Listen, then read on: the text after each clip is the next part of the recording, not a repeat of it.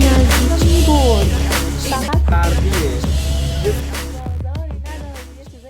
یه سفر خوب با هم سفراشه که جذاب میشه و من یه تور دخترانه گذاشتم با تمام اکیپ دخترایی که عاشقشونم. بریم ببینیم چه خبر میشه. خب قبل از اینکه بیان یه سری خوراکیجات مقوی واسهشون آماده کردم که وقتی رسیدن بهشون بدم و همراهشون باشه توی یه سفر که کم نیارن، چون قراره کلی راه ببرمشون. یعنی قرص ویتامین سی برای اینکه اگه قندشون افتاد بشن قش می‌کردن یه چیزی داشته باشم بهشون بدم بخورن، چون این واقعا منو میاره بالا وقتی قش میکنم. بله اولین مسافرمون رو داریم. سلام، خوبی چطوری؟ وای چقدر تغییر کرد. که دوستای صمیمی بودن کلی رفتیم بازارا رو کشف کردیم و اینجوری قرتی بازی در بردیم. و البته طبق معمول جاهای خیلی خفن با قیمت‌های پایین رو بهشون معرفی کردم که کفشون بریده بود. فکر کن این کت و دامن فقط 790,000 تومنه، هر دوش با هم. اینم تو بندرعباس مال بود. این شلوارم هم به کتای مجلسی میومد هم اسپورت، خیلی جالب بود. بیا همینجا با کت مورد علاقم ستش کردم، خیلی خوب شد.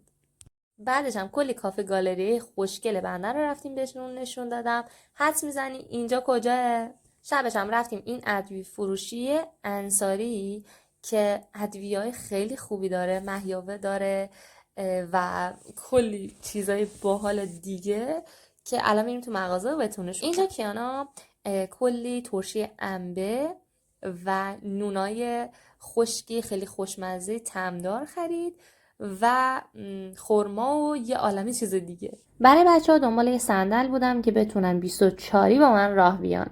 برای همین رفتیم دست فروشا که فقط هم دست فروشا این صندلا رو دارن که خیلی میتونین باهاش راه برین و خیلی راحتن و فقط هم قیمتش 80 و یا 90,000 تومنه. جالب نیست؟ اینم نمونهش. این خیلی قشنگ‌تره که اینو ببین. اما بچه‌ها دارن کم کم از شهرهای مختلف میرسن و قرار سفر قشمون شروع کنیم. دراگون فال خورده اینو. شاه بلوط گفته ایناست. چه مزه‌ایه اینا؟ اینو برای درد کمر. آها. یعنی مزه‌اش چطوره؟ خوبه؟ خوشمزه است یا بدمزه است؟ بی‌مزه است؟ خیلی مثل چی مغز بادام. آها مغز بادام. آها. بلوط نخوردی؟ و این که ها زیتون خوشمزه. شاید کمتر شهری پیدا بشه که اینقدر قشنگ باشه کار دست فروشاشون و روی زمین همچین زرق و برقی ببینین شما. بعد از اینا بچه ها رو بردن قلب بندرعباس، جایی که شلوار بندری، لیسی، لباس بندری و همه اینا رو میفروخت و بچه ها تولید محتوا از همینجا شروع کردن. اینجا بازار روز بندره، یعنی هر روز میوه های جدید و تازه میارن.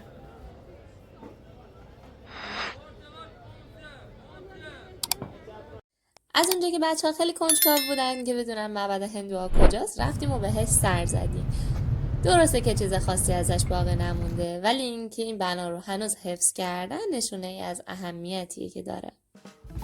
و شما رو با شب‌های بندر تنها میذارم. قربونتون برم. شما ماهی و میگو دوست دارین؟ من که اصلا دوست ندارم، ولی به خاطر دوستام رفتم و با یه عالمه ماهی اونجا آشنا شدیم که البته به درد من نمیخورد چون که گیاه خورم. از اونجا که ما دیر رسیده بودیم داشتن یخها رو جمع می‌کردن که فردا دوباره ازش استفاده کنن. نفر سوم وارد می‌شود. موآبی یه طراح همراهمون باشه، مدل گیر میاره بدین شیوه. آفرین. در ابتدای سفر رفتم و پیش ملوان ازش یه سری سوالات پرسیدم. اولین سوالی که ازشون پرسیدم این بود که فرمان تندرو کدامه، که برام توضیح دادن. گفتن که 2 تا فرمون داره، یکیش که برقی و اتومات و با تکنولوژی جدید کار میکنه. یکی دیگه‌ش هم دستیه، در مواقع ضروری از اون یکی استفاده میکنن، همونایی که تو فیلم ها میبینیم یا تو کارتونای قدیمی. و اینجا یه عالمه مانیتورهای خفن داشت که ازشون پرسیدم که اینا چی هن و چه کاربردی دارن. بهم گفتن که یه سریاش عمق دریا رو نشون میده توی هر نقطه‌ای که هستیم، آب و هوا رو بهمون نشون میده و طوفانو، و همچنین از مبدأ و مقصدی که راه افتادیم خط مستقیمش رو داره بهمون نشون میده. الان اینجایی که دارین میبینین از بندر به قشمه. و البته تایم رسیدنمون بهمون گفتن که 12:06 میرسیدیم قشم و همچنین 17.5 مایل ما فاصله داشتیم با اونجا که برابر میشد هر مایل با 1852 کیلومتر دریایی و 1600 کیلومتر خشکی و اینا رو داشتن برام محاسبه میکردن. وضعیتی که میبینی بپریم بالا.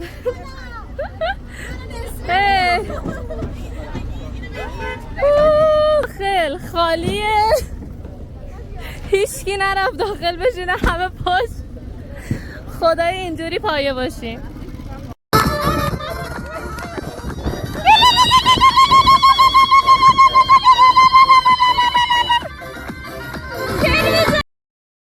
به خاطر کپی رایت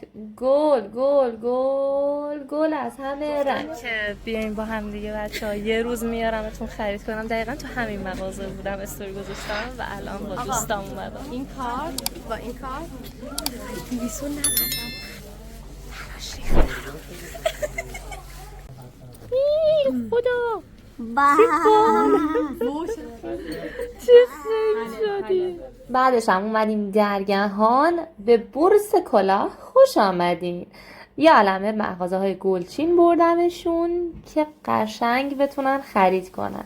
یه صحنه میخوام نشون بدم که شاید باور نکنید این واقعی باشه. آسمون رو نگاه کنید شما، انگار که نقاشیش کردن. اینجا غروب قشمه،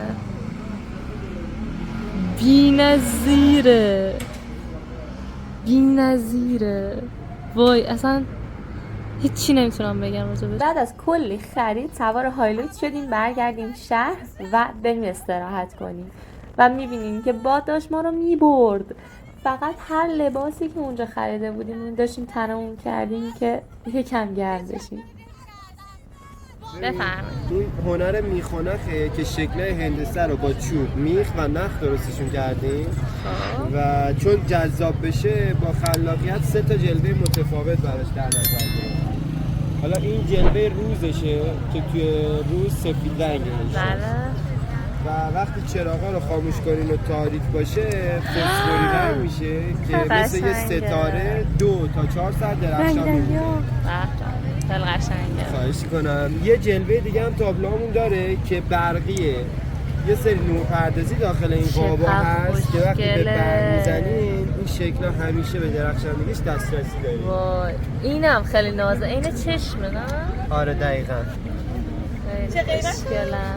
از 200,000 تومان تا 1,200,000 هست. دل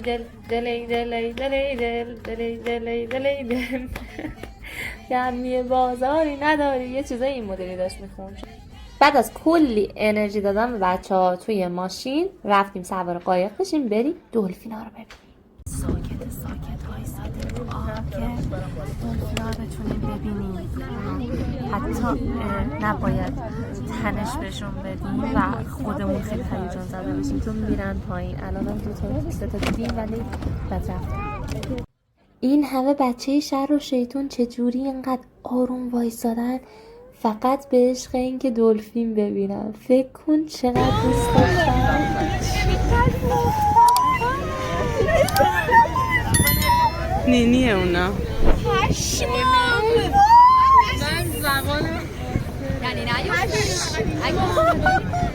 از اونجایی که این زاویه از موهام رو تو باد ندیده بودم برام جالب بود.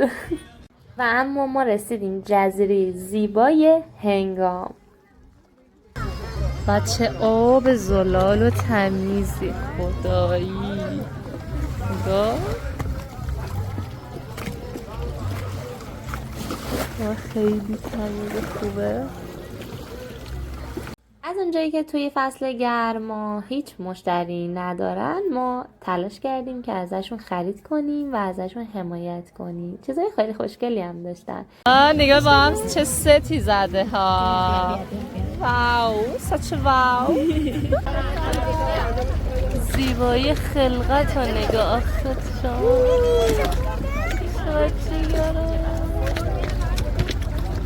لذت برین از زندگیتون هر ثانیهش. چی زیاده. من نمیتونم یه تنجون خودم میگیرم. وای خدا بچه ها، منم مثل شما دارم از ذوق میبینم.